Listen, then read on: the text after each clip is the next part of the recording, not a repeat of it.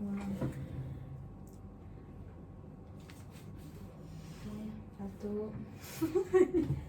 satu, dua, tiga. Selamat siang Kak. Siang. Bagaimana kabarnya hari ini? Baik. Semoga selalu dalam keadaan baik dan sehat ya Kak. Sebelumnya terima kasih banyak Kakak sudah meluangkan waktu di tengah kesibukan Kakak untuk bisa mengikuti wawancara ini bersama saya. Saya sangat amat menghargai kesempatan ini untuk bisa berbicara langsung dengan Kakak. Nah, sebelumnya perkenalkan Kak, nama saya Ainur Rehdatul Ais. Saya mahasiswa psikologi semester 4 Universitas Bina Bangsa. Kakak boleh perkenalkan diri dulu? Nama saya Putri Rahmayanti dari Cikande. Ya, Kak Putri.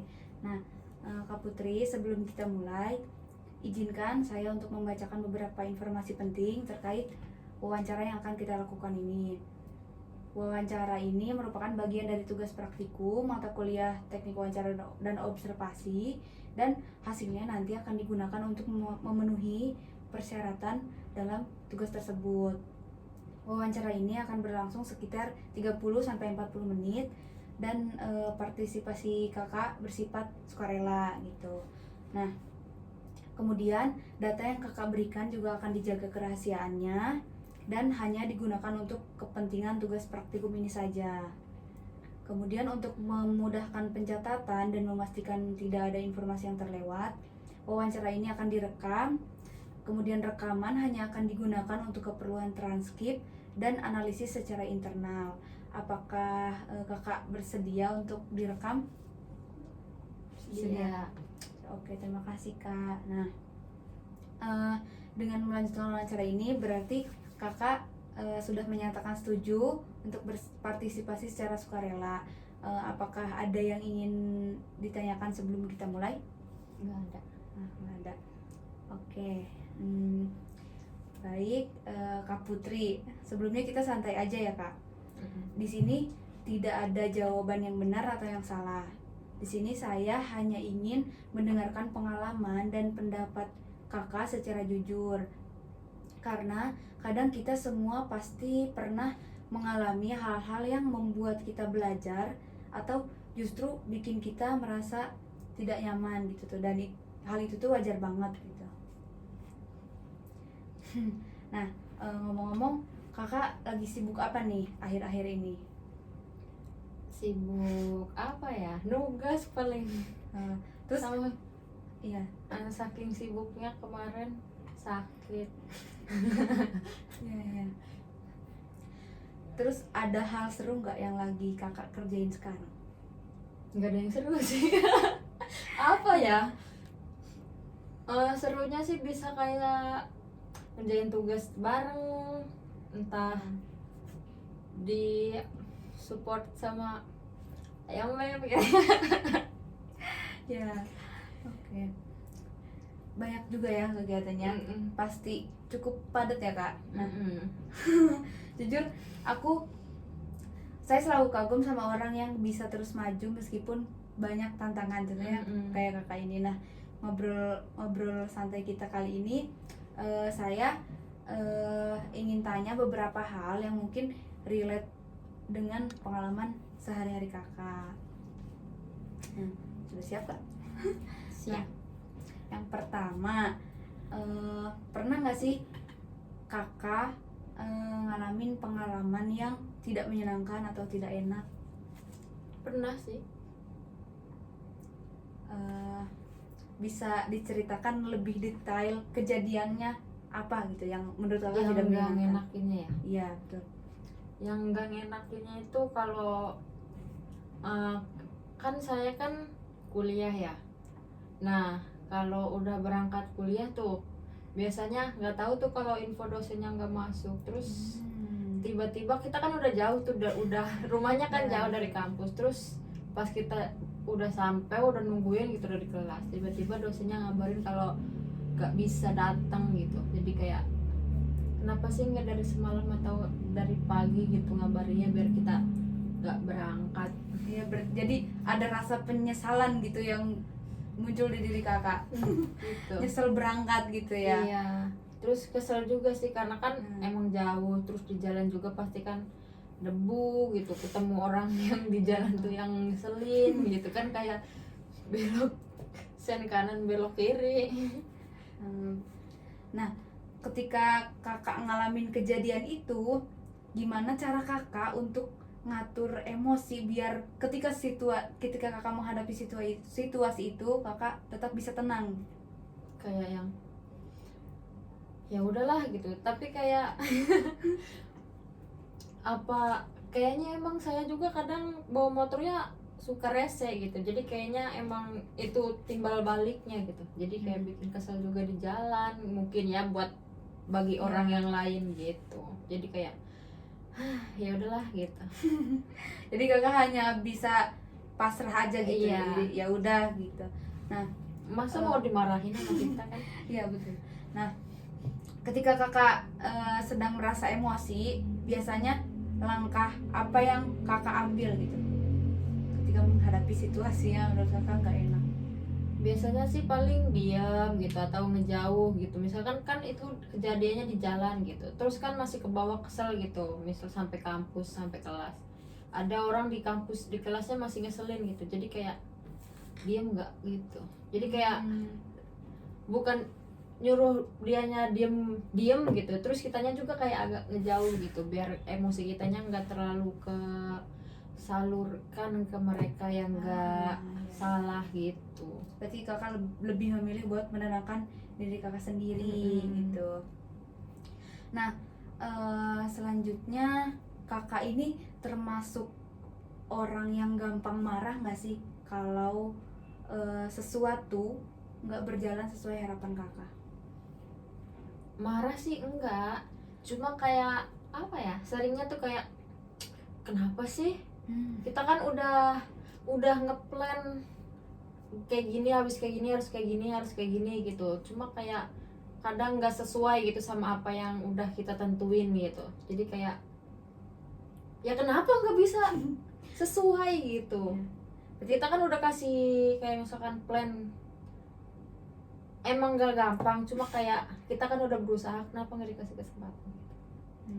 Berarti nggak marah ya kak, tapi cuma kesel aja. Kesel Iya. itu nggak sampai muncak kayak pengen marahin orang, entah pengen mukul-mukul gitu, enggak, cuma kayak kesel aja, paling nangis gitu. Biasanya kalau saya kalau marah itu nangis, enggak yang bener-bener muncakin emosi gitu, cuma paling kayak nangis entah diem gitu. Ya, jadi Soalnya kalau lagi marah terus ngucapin sesuatu itu bukan ngucapinnya tuh nggak lanjut, tapi malah nangis jadinya. ya, jadi kakak lebih memilih buat diam gitu. Nah, seberapa sering kakak ngerasain hal yang kayak gitu? Sering sih, kayak emang itu tiap kalau marah gitu, kesel, nah pasti ujung-ujungnya nangis gitu, atau kayak nggak bisa ngejelasin gitu, nangis.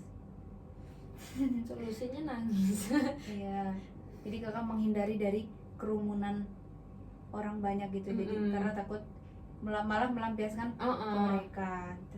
Nah, soalnya pernah waktu sekolah itu ya. marah, ngeluapin emosinya itu sampai meja kebalik. Jadi mending diem aja deh, takut keulang lagi gitu. Nah, ya, gitu. Selanjutnya gimana sih biasanya kakak ngerespon kalau ada hal yang gak sesuai sama yang kakak pengenin? Bentuk responnya seperti apa?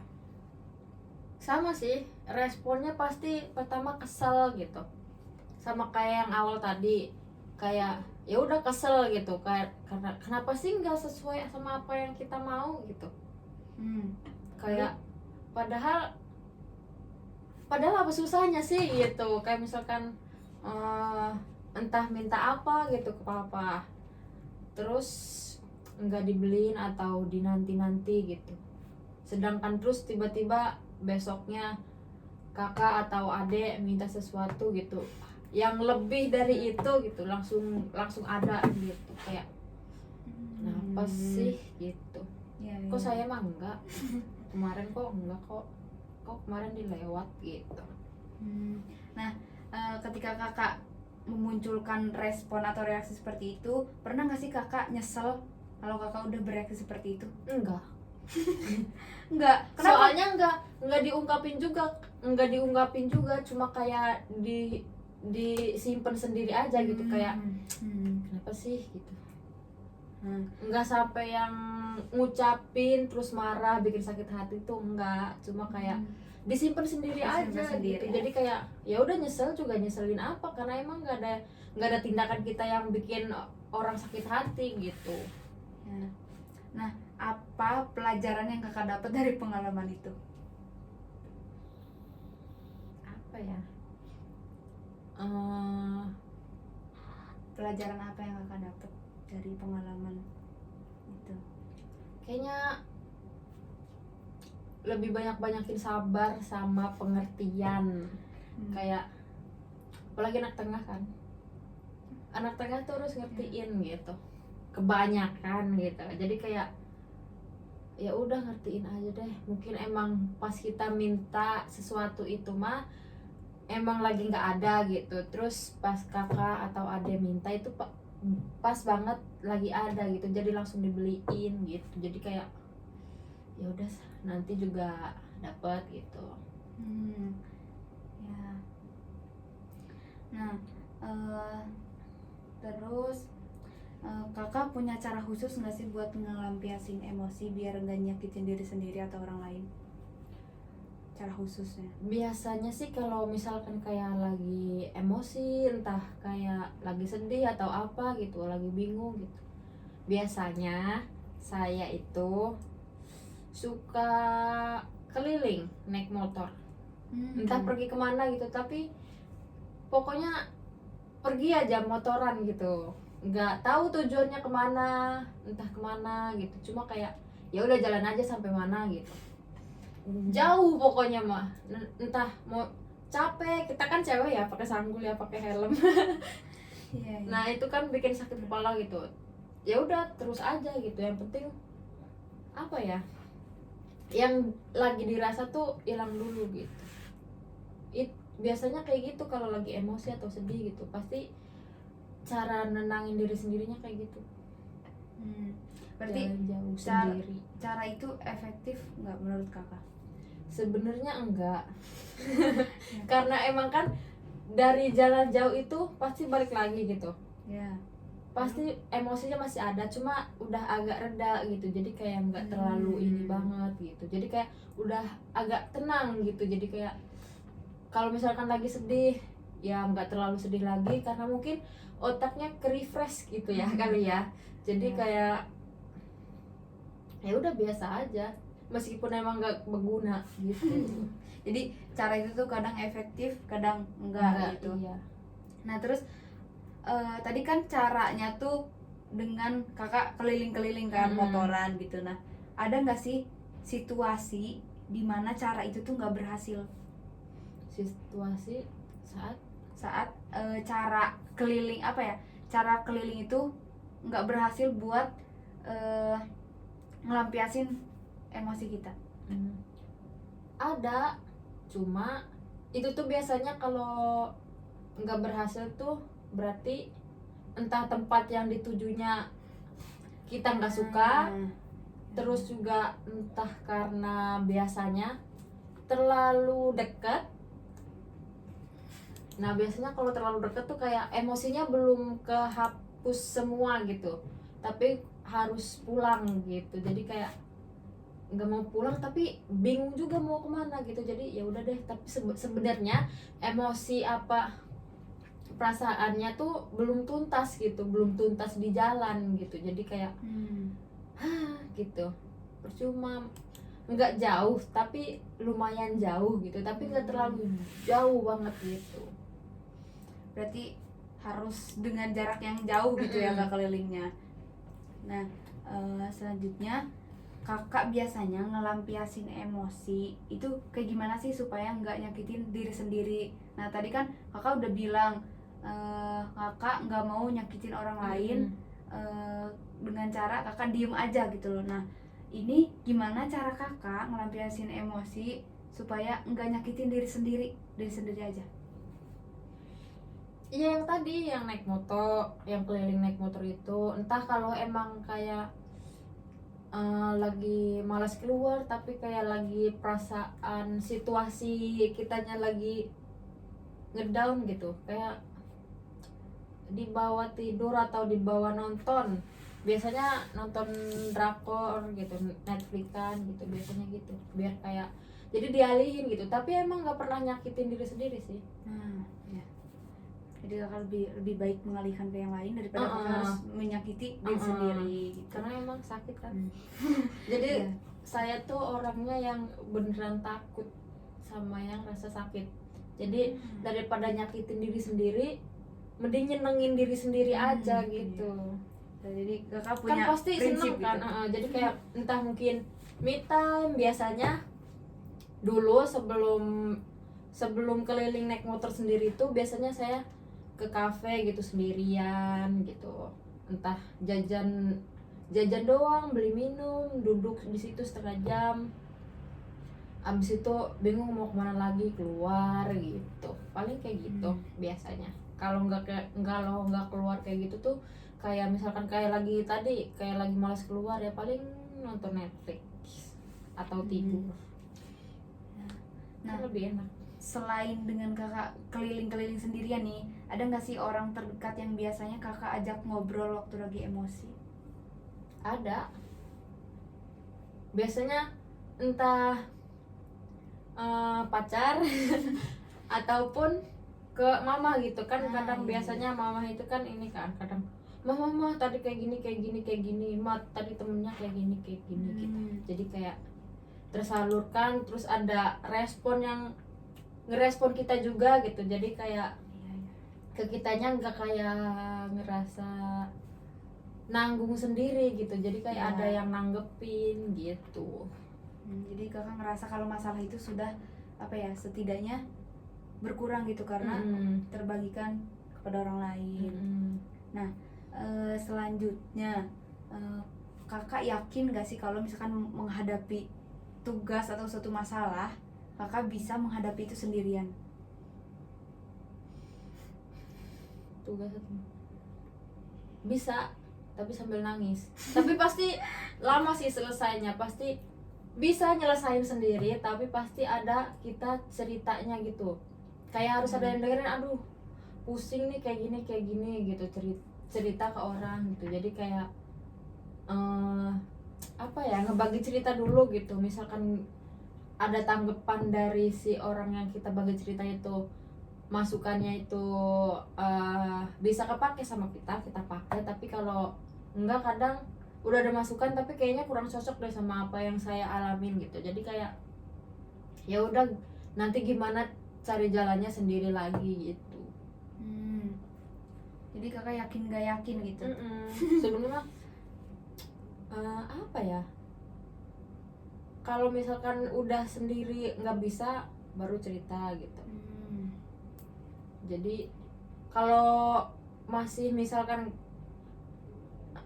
kalau kitanya masih bisa buat sendiri mah kayak ya udah masih bisa kok sendiri gitu.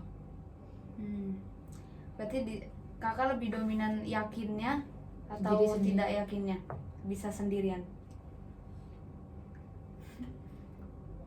Lebih banyak yakinnya bisa sendiri. Nah apa yang buat kakak yakin kalau kakak bisa sanggup menyelesaikan semua itu? Karena saya kan tipe yang kalau cerita tuh nggak semua orang nggak dibagi ke semua orang. Terus juga kayak pilih-pilih cerita juga, kalau emang ini nggak terlalu nggak terlalu penting banget buat diceritain ke orang, terus masih bisa kita selesain sendiri, udah selesain aja sendiri dulu gitu. Tapi kalau emang udah nggak bisa ya gitu. Jadi kakak yakin bisa mengerjakan itu sendiri kalau memang kakak yakin kakak bisa kalau misalkan kayak bisa kok ini sendiri gitu. Bisa. Karena emang kayak dorongan dari sendiri, kita tuh udah bilang bisa gitu ngerjain ini sendiri. Jadi kayak buat, mungkin karena emang udah ngerasa kayak gitu mau minta bantuan tuh gengsi gitu. Jadi kayak bisa kok, bisa gitu. Entah mungkin bisanya sambil nangis, entah gimana gitu. Tapi kayak udah keburu gengsi, jadi kayak bisa kok sendiri, jadi nggak apa-apa gitu. Nah, selanjutnya kakak merasa mampu nggak sih buat ambil keputusan yang penting sendirian? Enggak. Kalau ini kan mampu nggak mampu ya, tapi Ya. karena kalau keputusan penting terus emang itu bener-bener yang bisa nyangkut kehidupan kita ke depannya, kayaknya karena masih apa ya, ragu juga kalau buat urusan penting kayak gitu pasti tanya ke orang gitu, karena ini bagusnya gimana ke depannya gitu. Jadi kayak nanya ke orang juga gitu. Nah, ada nggak contoh keputusan penting yang pernah kakak ambil?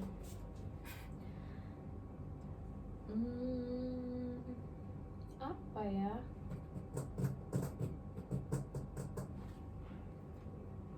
Keputusan waktu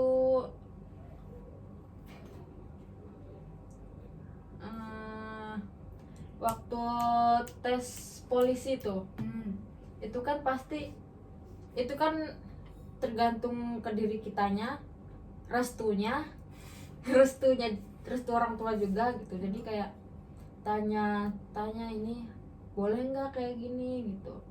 Terus kayak emang bimbang gitu. Terus misalkan nggak dapat, boleh nggak daftar yang lain juga gitu.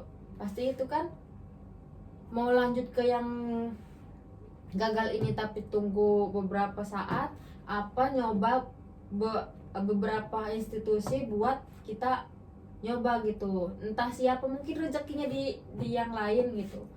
Jadi kayak harus minta keputusan sama pendapat orang lain juga gitu. Itu kan pasti keputusan yang emang bikin berat gitu buat, karena itu kan nyangkut masa depan juga gitu, masa depan saya. Jadi kayak nggak bisa kalau ngambil keputusan sendiri takut salah langkah. Mungkin bagi kita mungkin benar ya gitu, tapi mungkin dari pandangan yang orang tua, entah dari yang kerabat yang lain gitu, mungkin itu bukan jalannya, atau emang kayak menurut mereka kita tuh nggak mampu gitu. Jadi jangan dipaksain gitu. Tapi dari kitanya mampu, dari kata merekanya jangan ke situ mah nggak bisa, nggak kuat gitu misalnya kayak gitu. Jadi ya udah. Nah, kalau ngelihat masa lalu nih kak, gimana menurut kakak kemampuan dalam mengambil keputusan kakak selama itu gimana? Kenapa? Kalau ngeliat ke masa lalu nih, kemampuan kakak dalam mengambil keputusan ini gimana gitu? Keputusan yang mana? Keputusan yang itu yang penting yang kakak ambil sendiri tadi. Oh, di masa lalu gitu ya. Kalau ngeliat ke masa lalu, menurut kakak gimana kemampuan kakak dalam pengambilan keputusan selama ini gitu? Kalau ngeliat dari yang lalu-lalu, gimana ya?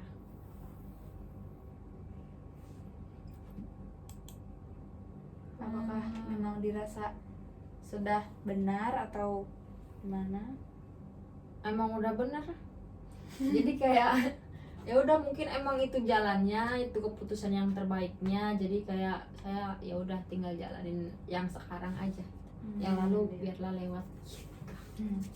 Nah, selanjutnya kakak yakin gak sih kakak bisa ngeraih tujuan yang kakak mau?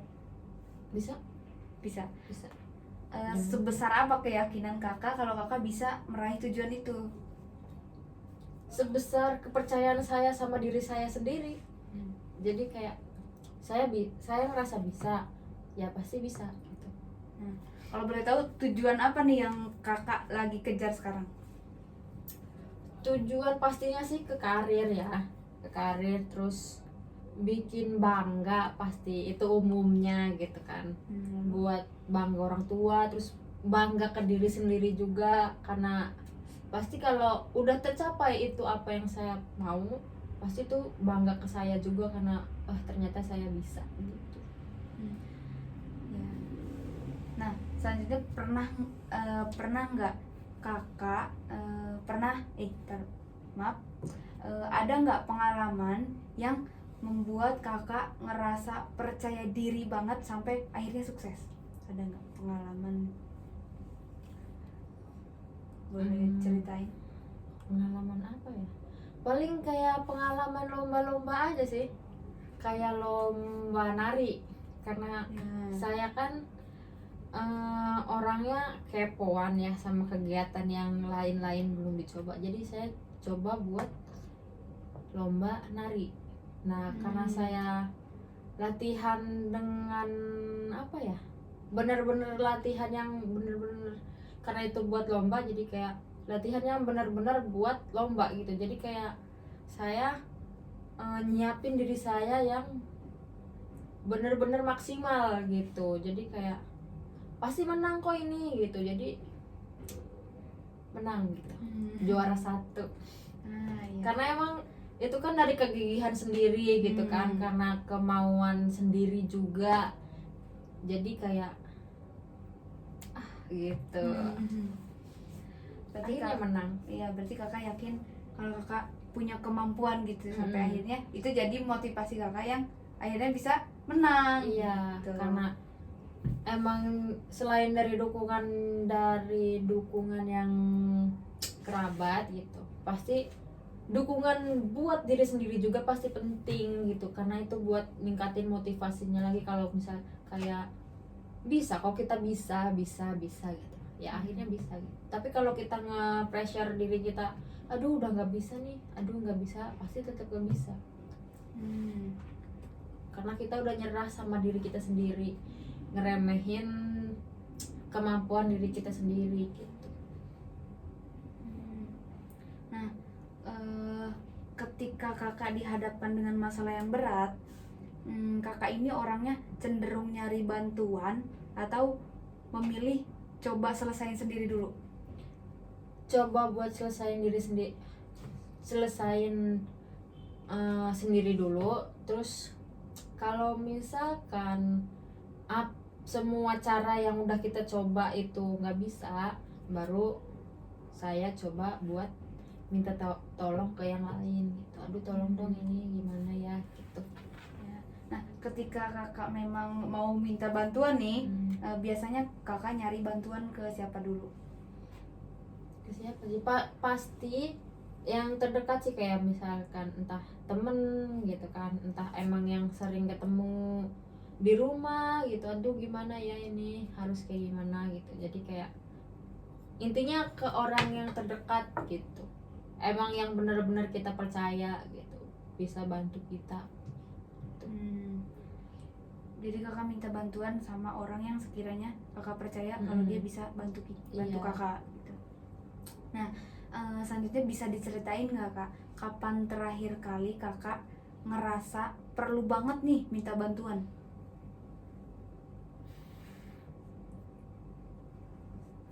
Kalau kita emang benar-benar udah nggak bisa, atau emang kita kayak kita sadar kemampuan kita itu nggak bisa ke arah sana gitu, jadi tapi kita harus menyelesaikan itu gitu.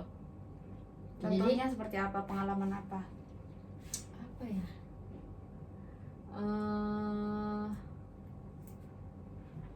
apa ya, ngerjain tugas mungkin ya kan, kayak ngerjain tugas kan pasti ada yang mudah, ada yang sulitnya gitu kan.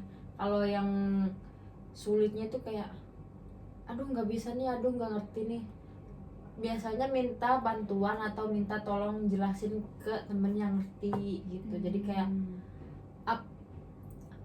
kayak minta tolong jelasin gimana pelan-pelan gitu, jelasin gimana cara ngerjain tugasnya, harus kayak gimana gitu, paling gitu. Dari bantuan itu apa hasil yang kakak dapet? Biasanya sih karena biasanya saya minta tolong jelasin atau minta bantuin saya bisa paham sedikit-sedikit, terus juga bisa apa ya, bisa paham, bisa ngerjain juga, entah apa ya, bisa mungkin buat kedepannya saya juga bisa ngelatih itu. Biasanya kalau kayak gitu tuh dari tugas-tugas itu tuh kayak aduh susah nih gitu, tapi kedepannya tiba-tiba ada tugas lagi kayak gitu, jadi kayak kita merasa ini mau udah lewat, udah bisa kita, jadi kayak lebih mudah ke kitanya gitu. Jadi kakak dapat hasil yang Mm-mm. positif gitu dari Mm. bantuan yang orang yang pertama kak mintai Iya. tolong gitu. Nah terus ngomong-ngomong masalah nih, kakak nyaman gak sih kalau cerita soal masalah pribadi ke orang lain? Ke orang lainnya tuh bukan ke bener-bener orang lain ya, pasti orang lainnya tuh saya biasanya milih-milih juga, pasti ke yang deket gitu. Entah kadang saya juga kalau ada masalah pribadi, meskipun punya teman dekat atau apa gitu, kadang saya nggak cerita, kayak ya udah iniin sendiri aja gitu. Jadi intinya nyaman nggak nyaman gitu. Iya. Nah terus ketika kakak ingin apa ya, merasa ingin menceritakan masalah pribadi kakak ke orang lain, ada nggak orang tertentu yang kakak percaya buat dia megang cerita masalah pribadi kakak? Ada. Siapa orangnya? Temen lama sih, temen dekat, terus udah lama juga. Jadi biasanya kalau emang benar-benar udah masalahnya udah kompleks banget gitu, pasti langsung minta waktunya lagi kosong apa enggak gitu, kayak mau cerita gitu. Ada kok orangnya. Ya kenapa kakak bisa nyaman sama dia?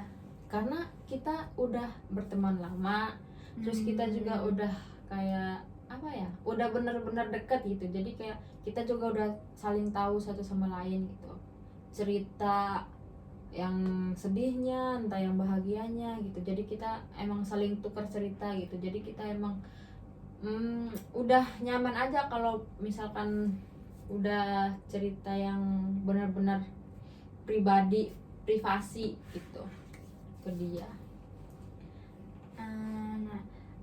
Ketika kakak mendapat dukungan dari orang lain ketika menghadapi masalah, apa yang kakak rasakan saat itu? Kadang sayanya yang emang nggak nangkep apa yang dia bicarain, entah apa gitu, tapi kadang emang yang dirasa tuh ya udah rada plong sedikit gitu. Tapi kalau karena emang dari diri kitanya belum ini gitu, jadi kayak perasaannya sih pasti rada apa ya, gitu, rada plong. Jadi intinya rada lega aja Iya, gitu. Iya itu. Nah ketika ngomong-ngomong dukungan nih, dukungan apa yang paling berarti buat kakak? Ada nggak? Dukungan yang berarti, pasti dukungan yang paling berarti tuh dari orang terdekat sih, kayak keluarga gitu. Pasti itu yang benar-benar kita tunggu gitu dukungannya, pasti kan, sebelum dari orang luar gitu, meskipun itu dari teman dekat kita gitu. Gitu aja. Nah ada nggak selain dukungan yang berarti ini, ada nggak dukungan yang malah bikin kakak kecewa? Nggak ada. Berarti kakak lebih mendapat dukungan yang baik gitu. Jadi ya. Nah terus setelah kakak dapat dukungan dari orang lain, kakak merasa lebih kuat nggak diri kakak? Kuat sih enggak ya, cuma kayak kayak kita ngerasa jadi kayak ya udah kita bisa gitu. Jadi gitu aja. Jadi lebih semangat. Ya pasti bisa gitu. Ya. Nah terus menurut kakak seberapa besar sih pengaruh dukungan sosial sama cara kakak buat ngadepin masalah?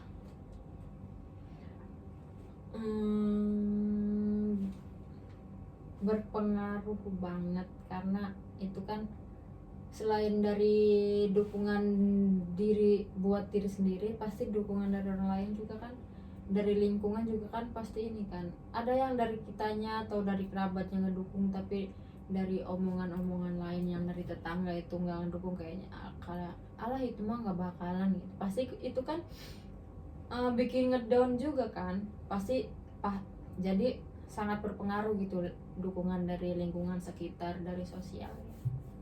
Hmm. Jadi sangat berpengaruh gitu, mempunyai pengaruh besar terhadap motivasi kakak dalam menyelesaikan masalah. Nah, kemudian pernah nggak kakak ngerasa dukungan sosial itu bener-bener jadi penentu keberhasilan kakak? Kenapa?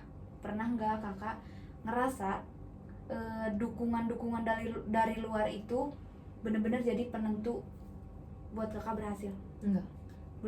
Enggak. Mm-mm. Enggak atau belum nih? Apa ya? Enggak. Berarti kakak belum pernah Belum. mendapatkan dukungan sampai menentukan keberhasilan. Belum. Apa yang membuat kakak belum mendapatkan itu? Nggak tahu ya, mungkin emang saya juga kurang bersosialisasi mungkin ya. Jadi entah, mungkin ada dukungannya cuma nggak kerasa ke sayanya, jadi kayak mungkin emang belum ada begitu yang emang bikin saya semangat atau bisa lanjutin apa yang saya tuju gitu dari dukungan luar itu.